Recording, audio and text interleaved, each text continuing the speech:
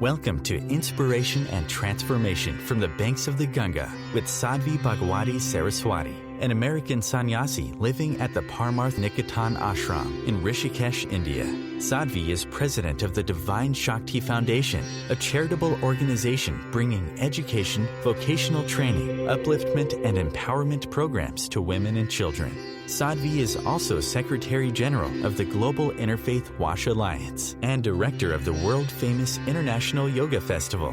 Join the musings of an American sannyasi as Sadhvi shares the wisdom and teachings of her guru, His Holiness Pujya Swami Chidanand Saraswatiji. Welcome, everyone, to Inspiration and Transformation from the holy banks of the sacred Ganga River in the land of Rishikesh, India. How do we redirect ourselves from a situation that is causing us anxiety? Well, there's two possible situations. One, of course, is a situation where we literally can physically remove ourselves from the, and that would be a good thing to do. So I went out with some friends of mine to a dinner. I thought it was just dinner. It turned into an alcohol fest. Now everybody at the table is drunk. I'm not a drinker. They're starting to get very vulgar. I'm feeling very anxious and uncomfortable. I'm no longer enjoying myself in this moment.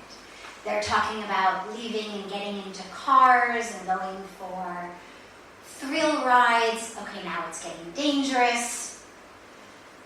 Best thing, physically remove myself from the situation. But in many, many cases, the situation that we're in is one that, for many reasons, we can't or we shouldn't remove ourselves from.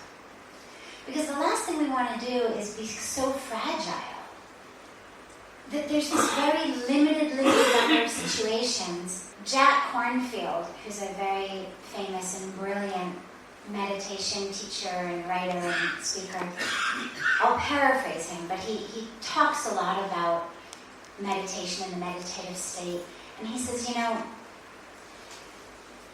many of us, when we've had a deep experience of peace, of the divine, and then we come back to the quote-unquote real world, we try to create these sort of cocoons around us of what we need in order to maintain our peace. So I can't see you, I can't do this, I don't do the grocery shopping, you've got to take care of this, because to do any of these things, or to see any of these people, or to go to any of these places, ruins my peace.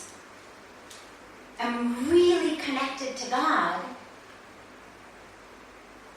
until I see my parents. I'm really connected to God until my boss yells at me.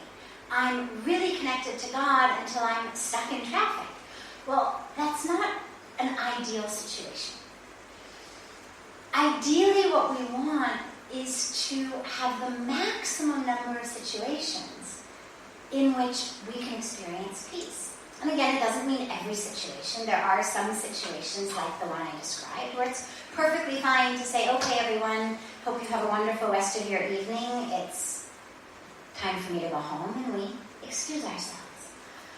But mostly, these are situations that arise in our families, in our workplaces, in a world that we live in, and that we don't want to escape from, that we're not looking to run into a cave. And the answer then, of course, is to change who we are on the inside. The anxiety is produced because I have adopted or internalized what someone else said or did as what it means about me. I made a joke, no one laughed. It means I'm stupid. I said something that was serious, everyone did laugh. It means I'm stupid. See, all they've done is laugh or not laugh. I'm the one who's told myself the story. I'm the one who's internalized the situation about me. And this is where we talked earlier about being self-evident.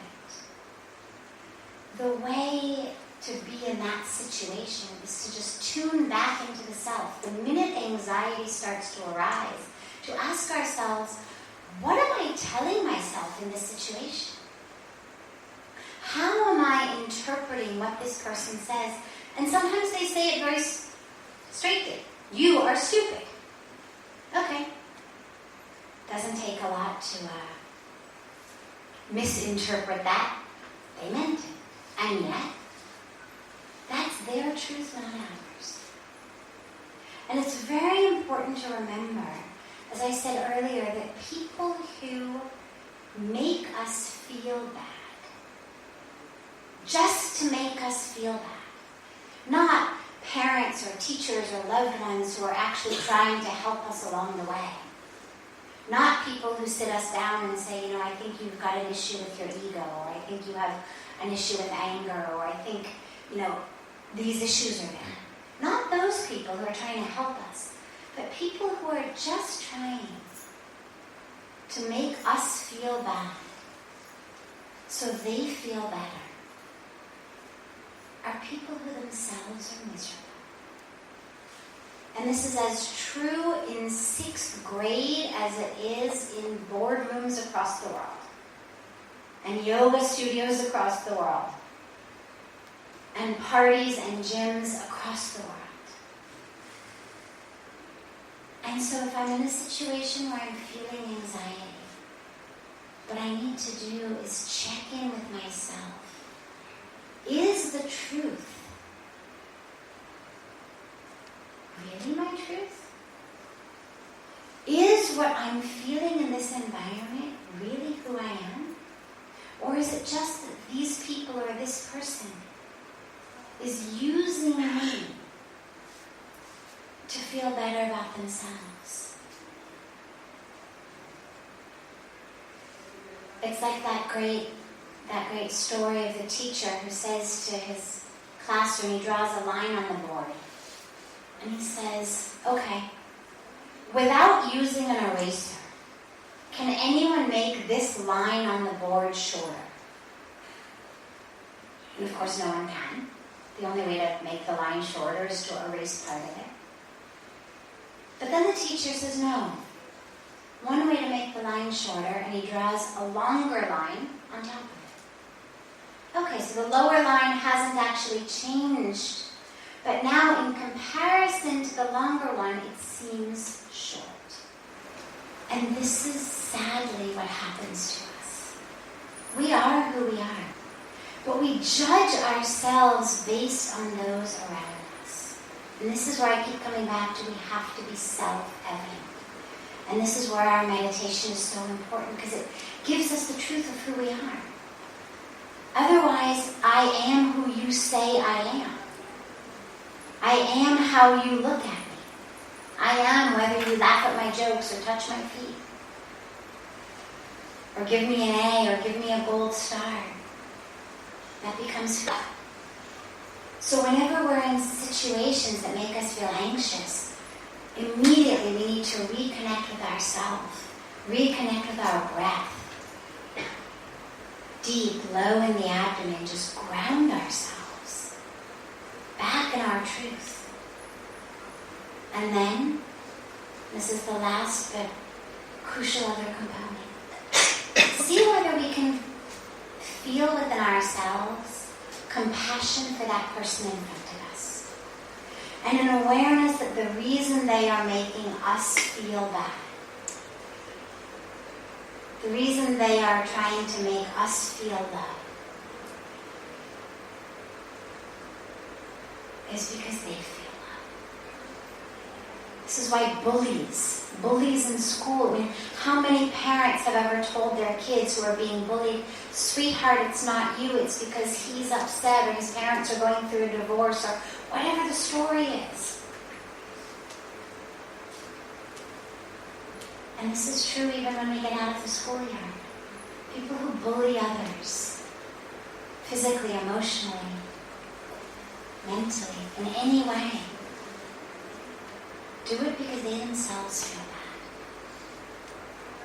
So we check in with who we are, we connect with the divine in ourselves, and then we try to experience some compassion for whoever it is that's making us feel bad. And the only other point to reiterate again is that this isn't true when we're talking about a loved one who really cares for us, a spouse, a parent, a teacher, whatever, who really cares for us and who says to us, I think you need to stop drinking. Or, I think you've got problems with your anger, or I think you have problems with this, or whatever it is. That also sometimes produces some anxiety. Because the status quo is very safe. And very few of us want to look at ourselves. And so the first thing that we do, even when it is a loved one, a parent, a spouse, whoever, the first thing we do is we lash out at that person. It's just you. But at times like that, it's very important to really check in and ask ourselves whether our anxiety is because we don't want to hear what they're saying, even though it is true. At which point what we need to do is listen. Or our anxiety is just because they, in their own misery, are bullying and criticizing us. But those answers are within. And so it just takes us back to that experience of being self-evident. You're listening to OTR-FM, part of the IOM radio network. Being a radio host on IOM FM allows you to build your show on a rich platform with the power of the internet to fulfill your outreach goals and connect with a very specialized and global online audience, unlimited by time and distance. OMTimes Radio will provide you with web relevance, a recognizable conscious brand, and with the standard of excellence that has accompanied every single Circle of Hearts Radio is a sanctuary on the airwaves. Join me, Grandmother Elia, in the circle on Sunday 2 p.m. Eastern as I share information to both enlighten and nourish your soul. Hi, this is Christina Ricci with RAIN. Every 2 minutes, another American is sexually assaulted. If you or someone you know has been sexually assaulted, you are not alone. Help is just a call or click away through the National Sexual Assault Hotline. Please call 1-800-656-HOPE, that's HOPE, or visit RAIN.org, that's RAINN.org. Brought to you by RAIN and this station. Welcome back to Inspiration and Transformation. I'm so glad to have you all back here with me. One of the most common causes of pain in relationships is we think that we can change other people. That we can, if I just yell enough, if I hit enough, if I scold enough, or if I beg enough, or if I sulk enough. We all have different ways that we go about trying to change the people in our relationships, but it actually never works. I've never heard of anyone who changed because they got scolded, who changed because they got criticized, who changed because they got condemned or hit. What we get is basic behavior modification. So yes, if every time your child leaves his jacket on the floor, you shout at him or beat him, yes, of course, he'll learn to hang up his jacket. But that's just, it's basic behavior modification. That's not what we're looking for in our relationships. The stuff that hurts us in relationships is not a jacket on the floor. What hurts us is how people treat us. Do they love us? Do they not act like they love us? Do they care for us? Do they not act like they care for us? Do they do the things that make us feel good? Do they not do the things that make us feel good? Do they do what we want them to do? Do they not do what we want them to do? This is the stuff that hurts us, and what hurts us, again, is not the behavior. It's on a deeper level. So if you say, well, it really hurts me that my husband doesn't help with the dishes. It's not the behavior. It's when he doesn't help with the dishes, what it means is that he doesn't love me, or it means that he doesn't care, or it means that he takes me for granted. It really hurts me that my child doesn't clean up their room. Why? It's not the clothes on the floor, it's what it symbolizes. It means to us, my child doesn't care. I get up every day, I go to work to earn money. I use that money to buy my child nice clothing, and then they just dump it on the floor. It means they don't care. And so it's important, first of all, for us to understand that what we're really striving for in our relationships is not the external behavior. It's the internal emotion that guides the behavior. And we know that because when your child cleans up just because you've yelled at them, or when you convince someone to help you with the dishes, or someone finally, you say, you never bring me flowers, finally they bring flowers. If you know that they've only done it because you've pressured, because you've condemned, because you've criticized, because you've cried, well, it's not satisfying. It doesn't give us what we're looking for. Then we say, well, you only did it because I begged you. You only did it because I yelled. You only did it because I told you to. What we want is that our loved ones should uppity up from within, act in the way we want them to. And that's an important place to start when we're talking about spirituality, because it's not in the behavior. If you yell, if you criticize, if you condemn, if you beg enough, chances are you could convince your loved one, the husband in this case, to spend 5 minutes a day sitting next to you while you pray or meditate. You could convince them to put maybe tilak on the image of God. You could convince them maybe to do some japa. But that's not what we want. We're not looking for behavior modification. When we say, my husband isn't spiritual, what it means is that he's not on this path. And it's very important to remember in this case that nothing deep, nothing lasting is ever accomplished by criticism, by condemnation, by hurting, by withdrawing love, by sulking. That's what most of us do. Oh, well, if you don't do what I say, I'm going to sulk, or I won't be nice to you, or I will slap you, or I will, whatever my thing is. That doesn't change the people around us. We think it does. I've got to teach them a lesson. They have to know they can't get away with this. Never works. All it does is make them resent us. So when we really want something, like for our loved one to be on a spiritual path, what's important, first of all, to remember is we cannot force it.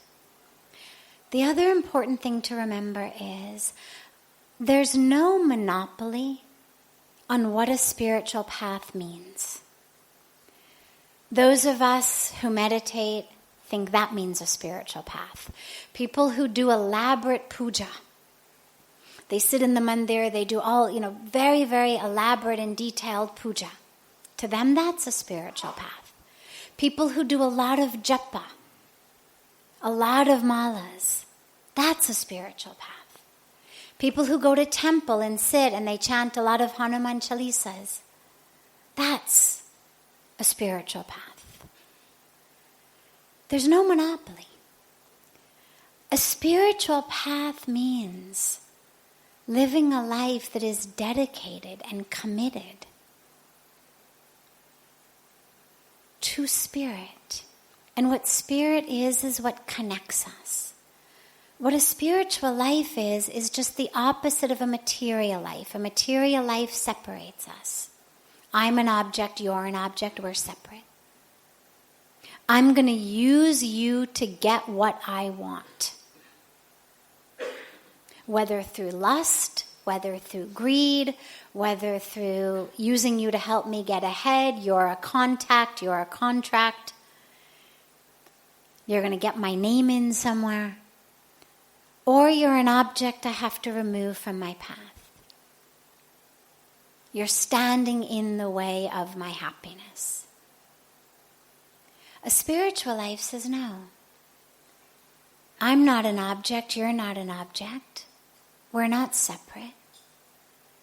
We're just different vehicles for the same spirit. What flows through me flows through you. And I'm dedicated to connecting to the spirit within me, to living my life as spirit, as consciousness, as divinity. And therefore I'm committed to seeing you as consciousness, as divinity. And no religion, no path, no sampradaya, no particular form has a monopoly on what that means. And I say this because many times we think that people around us are not spiritual because they don't do it the way that we do it. People say this about their children a lot. They don't like to come to temple. They won't put tilak on God. They won't do their malas. And then when we talk to the kids are committed to going to school to get a degree in environmental science so they can find out a solution to everything that's polluting our earth so that they can save the planet. Well, that sounds pretty spiritual. Or our kids are spending their weekends making burritos or sandwiches and taking them to the homeless people in the streets. That sounds pretty spiritual. Just because our loved ones, spouses, children, friends, aren't living what we think is the spiritual life, doesn't mean that they're not spiritual. And that's the second piece, is before we decide that they're not spiritual, we need to open our own vision of what does it mean? Am I just seeing them through my vision of what's right?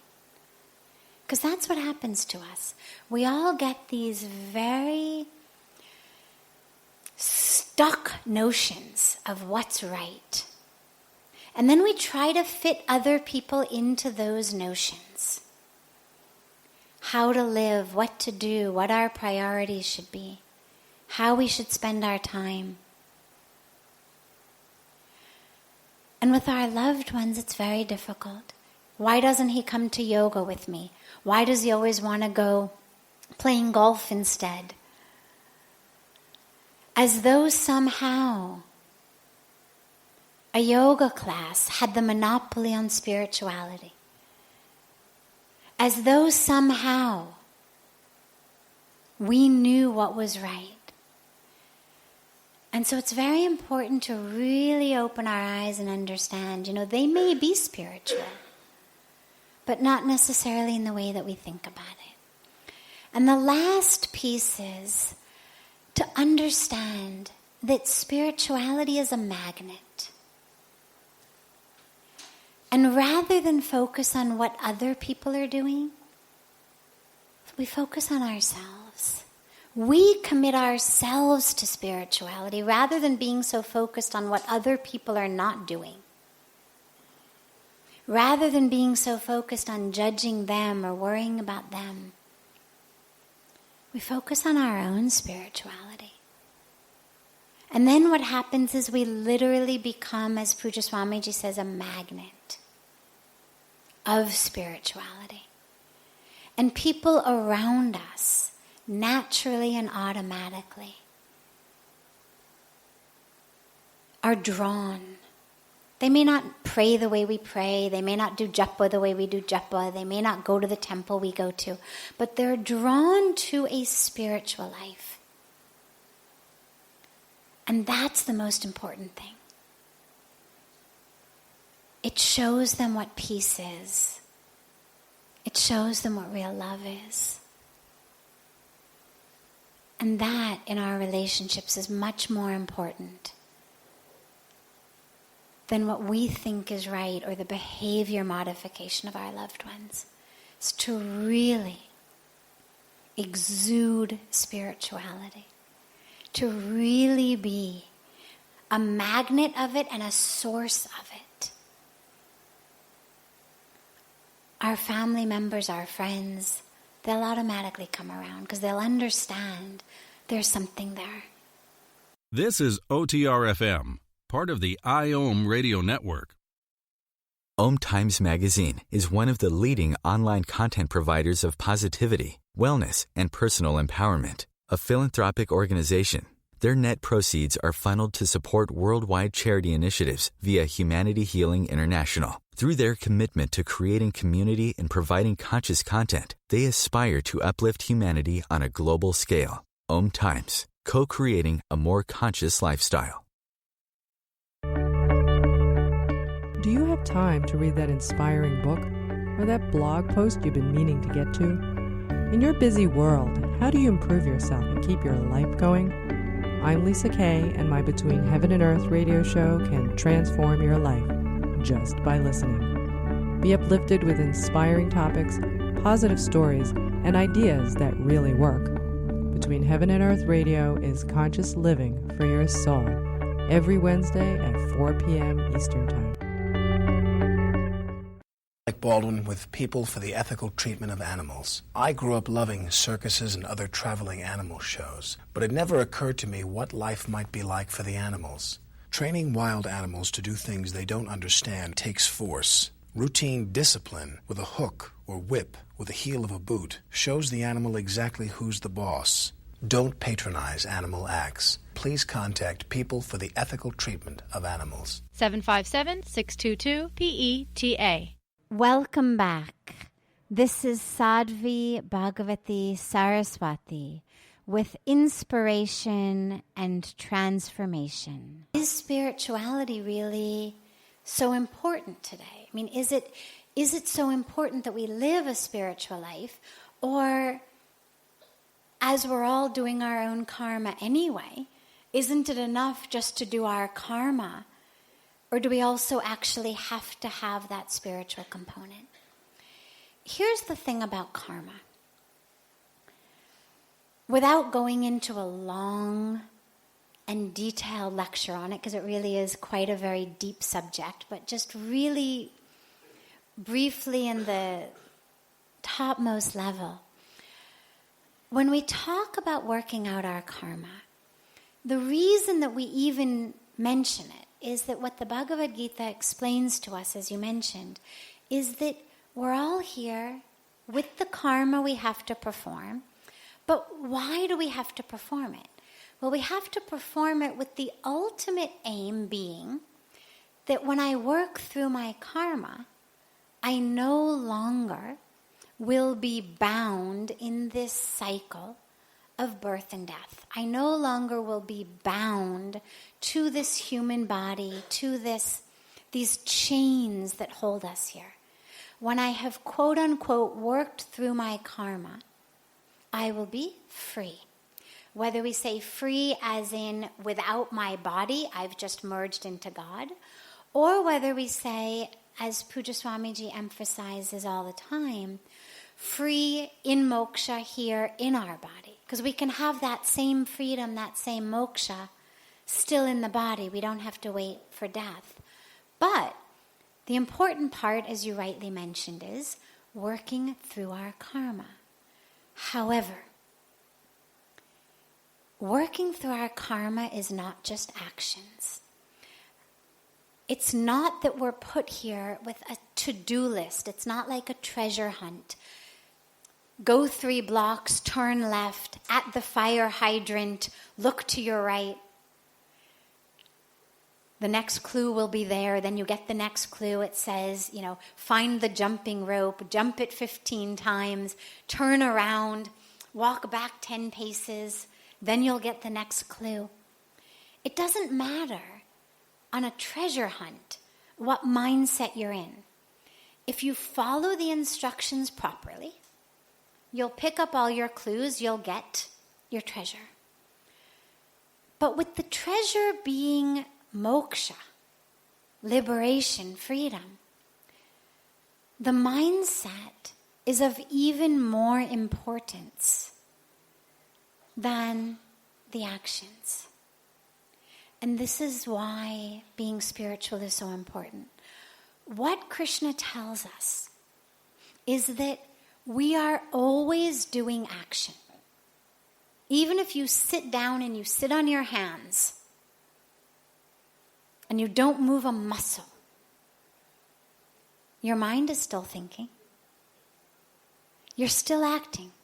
You're still engaging in karma. And your inaction is also a karma. If while you're sitting on your hands, the person in front of you trips and falls, but because you've decided I'm not engaging in action, you don't help them. That's also karma. So as Krishna very, very rightly said,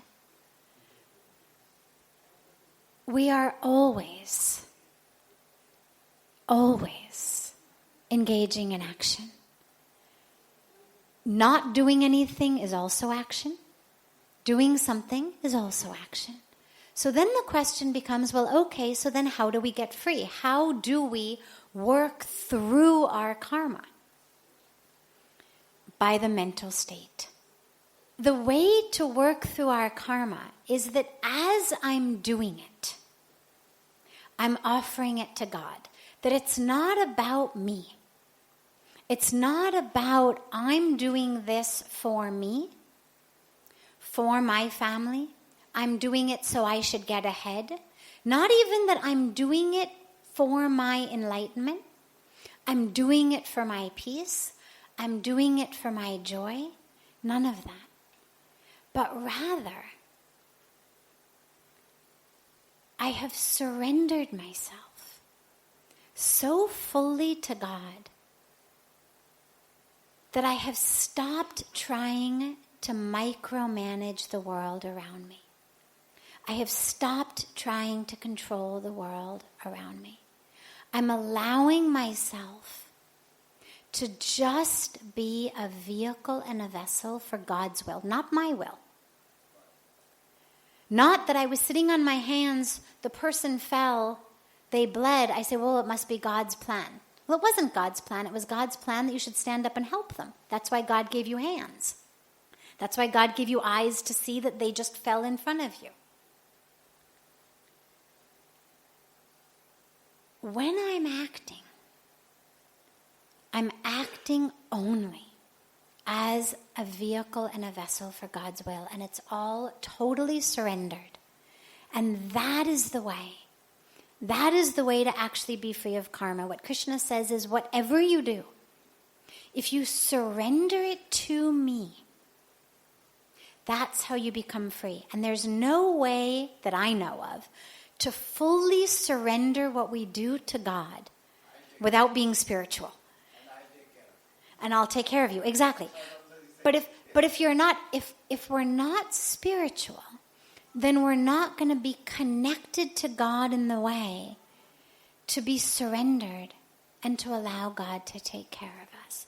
So this is why the spiritual path is so important, because it helps us know not what to do, but how to do it. And that's the key. It's not what we're doing.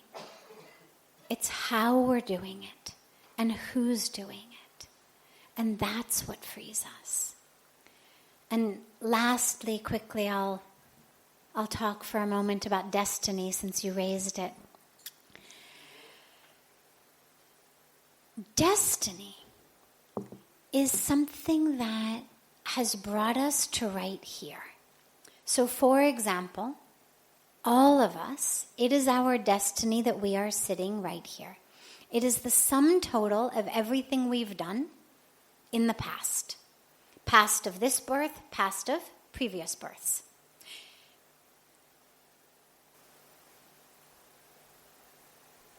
Some kind of punya, something very special. You've come to the banks of Ganga, you're in a holy place. You've performed arti. Sitting in satsang at the feet of a guru. It doesn't happen automatically. It's the sum total of what we've done. That's what's brought us here.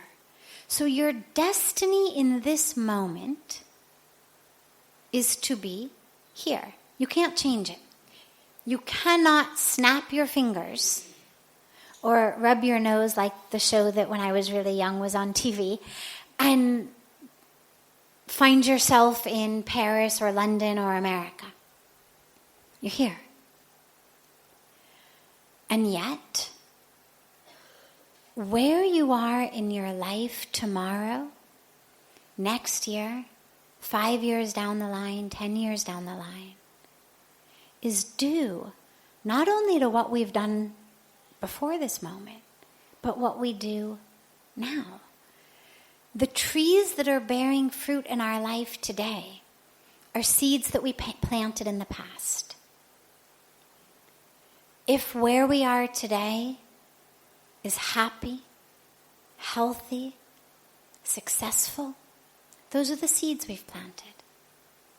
If where we are is unhappy, unsuccessful, unhealthy, it's seeds we've planted.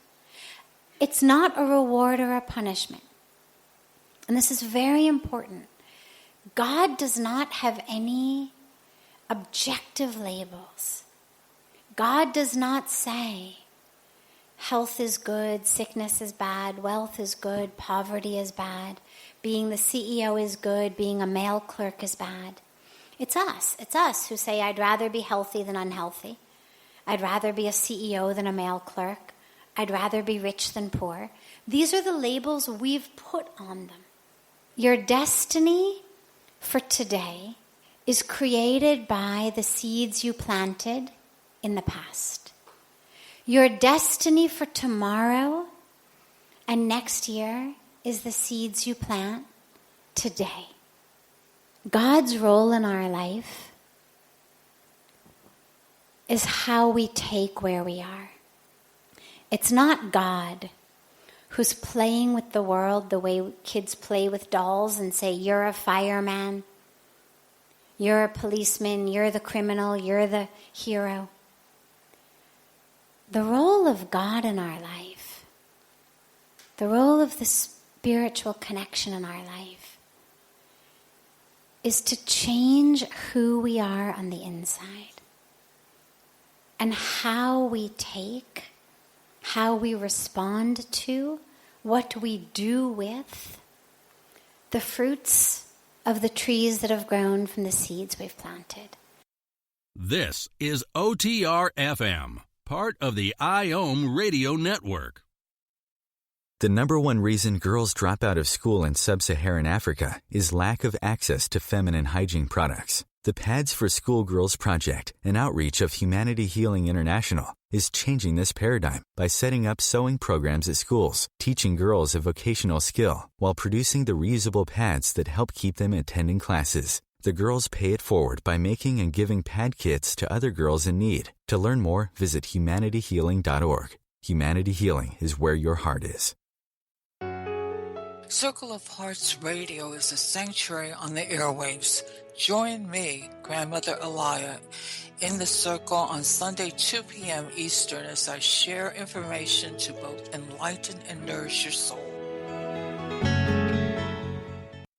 When I broke my foot. For leaving me alone when I wanted to be alone. And now, as a grown-up, I'm thankful for being able to take care of you, my dear mom, for taking you to your therapies, for understanding that sometimes you simply want to be alone. Roles change without us noticing. That's why AARP gives you the information to provide even better care for your loved one. Visit aarp.org/caregiving. Brought to you by AARP and the Ad Council. Welcome back. This is Sadhvi Bhagawati Saraswati, and thanks for coming back and joining us for more of inspiration and transformation. How can I live a focused life in this multimedia society as a multifaceted person with conflicting purposes? How can we join different aspects and talents within us, including the emotional and the analytical, into one clear purpose?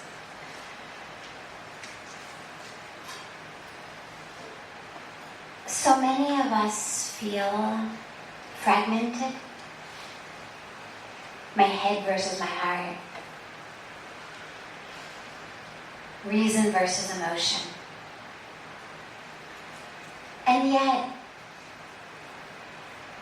the deeper we look into it, the deeper we realize that we really do know.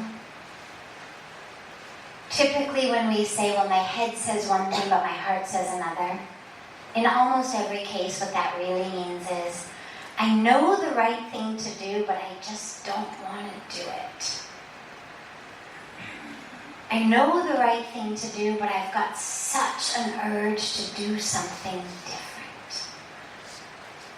And so we create this sort of hypothetical, nice-sounding head versus heart debate, when really it's much more a matter of, I know the right thing, but I don't want to do it. Or, in the opposite case, where the heart is real, I know the right thing, but it's not the programming I've been given. My brain is full of programming. What my heart tells me is right to do is not in line with the programming of my brain. But in both cases, either way, we really do know what's right. It's just there's a part of us that isn't what we would call our true deep inner voice. That has to be a little bit more awakened and opened and kind of brought along in the process. In terms of multimedia society and multifaceted personalities and our analytical and all of that, there's no aspect of spirituality that isn't compatible with analytical thinking. Spirituality does not say, don't think analytically. There certainly are some aspects of religion that do, which is why religion is so difficult for people, because in so many cases we're really asked to just believe. But deep spirituality is not anti-analytical thinking. There's no reason to feel a divide within the self. What I would say to the analytical part of you is, ask yourself whether you are prepared to resign yourself to a life that says that only that which can be weighed on a scale, whose volume can be measured in a beaker, that can be seen through a microscope or a telescope, only that which can be tangibly held or seen or heard is real.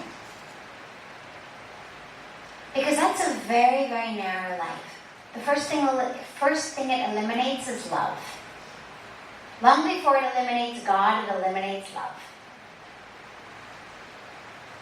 So the minute that we talk about science and analysis compared to spirituality, we have to say, well, wait, do you believe in love? Can't see it. Can't prove it exists. Can't measure it. And yet, we all know that it's kind of what keeps most of us going. Whether it's love for a specific being, a parent, a spouse, a child, whether it's love for humanity, whether it's love for the divine within yourself, love for God, doesn't matter.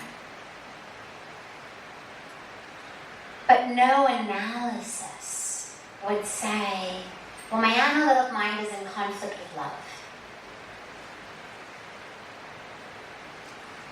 So if we're able to expand and include love, we have to be able to expand and include spirituality. And then the last piece is a multimedia society, which I would expand the question to say everything in the world, whether the person whose question it is happens to have a job or a life that's multimedia focused, but it pertains whether you're in business, whether you've got a profession, whatever. Technology, which we all use, is neither good nor bad in the same way that fire is neither good nor bad. So it cooks your food, so it burns down your house. A knife is neither good nor bad. So it turns a pumpkin into something that's edible. It can be used as a murder weapon.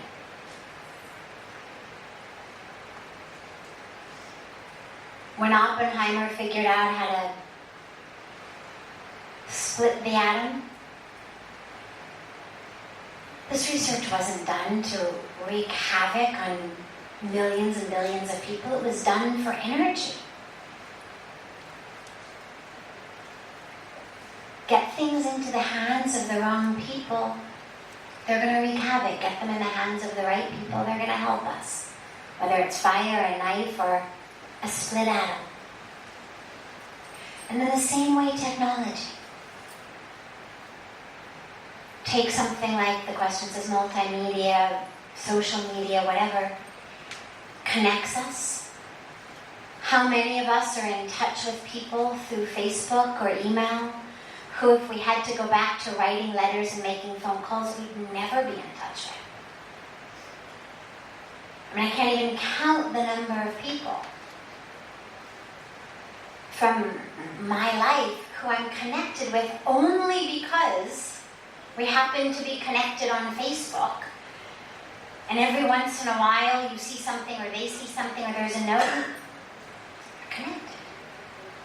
And yet, email is something that enables us to communicate with people across the world. We've got tens of thousands of people across the world who aren't able to get here and have Puja Swamiji's darshan or see the arati via technology. Wherever they are, they're able to connect. It's fantastic. And yet, it can suck our lives. It can turn us into the most self-focused, superficial people. We can start misunderstanding connection as a like on Facebook and forget what real connection is. It's a danger. But it's not the technology's fault. And so as spiritual people, whatever we're doing, we have to do it with awareness and mindfulness. I mean, this is the foundation of a spiritual life. The answer is not to refuse technology. The answer is, how can I bring mindfulness and awareness into everything so that I can use whatever the world is giving me to aid me in my mission. And there's now apps that you can use to help you meditate. And it's amazing, okay? And yet, there are apps that you could use to keep you from meditating. So it's all about where we are. And as long as we are focused and we are grounded, then there doesn't need to be, there shouldn't be this distinction between these different aspects of our lives. Ultimately, the goal of a spiritual practice is to unite all the aspects, not to keep them separate. So that whatever we do it as spiritual people on a spiritual path. This brings to a close this hour of inspiration and transformation. Thank you so much for joining me. I'm so glad to be together with you all each week, and I look forward to being together again next Thursday, same time, on OMTimes Radio.